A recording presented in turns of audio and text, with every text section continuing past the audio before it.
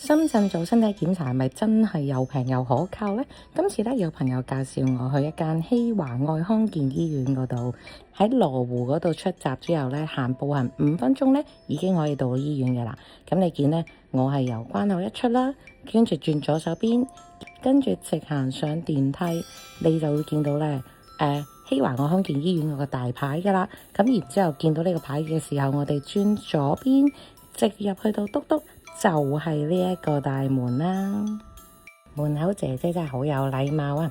睇下水牌先，哇！啲醫生多到好似香港私家醫院一樣啊！好，呢間醫院咧總共就有6層嘅，咁有牙科啦、眼科啦同埋影像科嘅。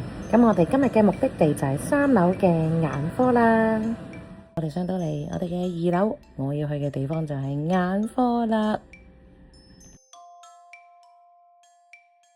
今次我視力檢查分咗2部分，第一部分呢，就係問診同埋普通嘅視力檢查啦，會 check 翻你有冇近視、遠視、散光、眼內壓等等啦。咁第2部分呢，就係更加詳細嘅燈光學顯微鏡測試啦，就會測試翻我眼睛嘅結構狀況啦，例如眼簾、角膜、晶狀體有冇一啲嘅角膜炎啊、白內障啊等等等等嘅眼疾啦。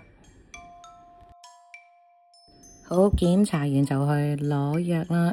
今次醫生開俾我嘅係眼藥水，而且仲有一份詳細嘅報告，醫生解釋俾我聽添。好，所有檢查都做晒啦。咁醫生頭先都好 nice 啊，佢識講廣東話係好重點嚟噶。咁佢就話我隻眼其實冇乜特別大問題啦，眼角膜都冇點花啦。然之後係反而本身佢就覺得我係偏向眼水乾咗啲啲啦，咁佢就開咗個玻璃酸眼藥水滴，咁我頭先即刻滴咗啦。我想講係舒服過我喺香港買嘅任何眼藥水咯，所以我都覺得可以係啦，值得考慮下。咁然之後佢都話我隻眼咧保養得都唔錯嘅，全部嘅視力都係1.0嗰度，耶冇反彈係啦。咁佢話日過30咧，基本上個視力咧都唔會話點特別去走樣噶啦。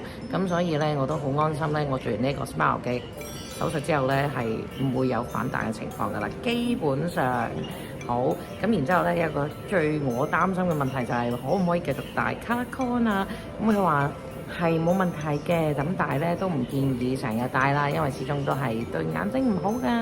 咁所以大家嘅美女們都要注意啦，可以戴，但係唔好成日戴啦。